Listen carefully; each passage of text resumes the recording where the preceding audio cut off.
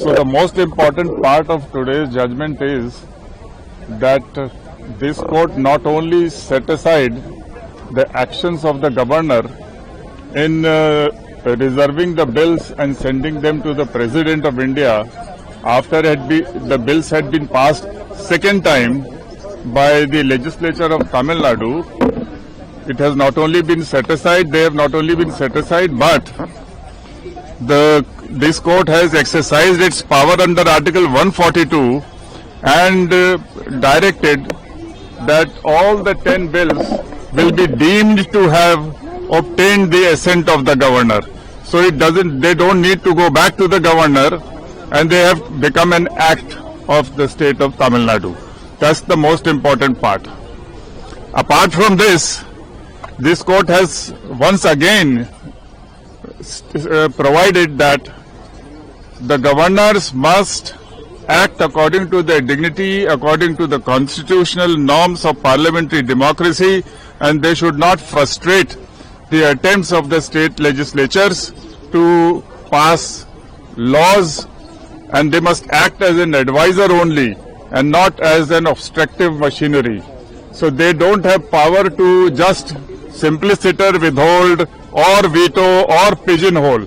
They have also provided timelines of 1 month to 3 months for exercising power under Article 200 of the Constitution. So therefore, the old law has not only been restated, but Article 200 has been analyzed, and the power of the governor to grant assent or to withhold and send it back to the House with message or to reserve for President's consideration, they have all been analyzed, and it has been provided that the governor must act with speed and should not just withhold the legislations. So this is a landmark judgment because it carries forward. It also says that the Supreme Court and the High Courts can review the actions of the governor under Article 200. So the governors should take note of this, and in fact the court has also said that the action of the governor of Tamil Nadu was not bona fide.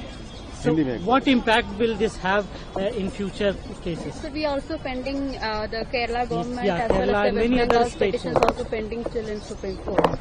So I am not aware fully about what happened in Kerala, but all state governors need to now look into this judgment and modulate their actions under Article 200 in accordance with this judgment. Now this judgment is the final law, and it carries the sanction of larger bench judgments of 7 judges and 2 other constitution bench judgments of 5 judges. So therefore this is the final law today, and all governors must read it and follow it.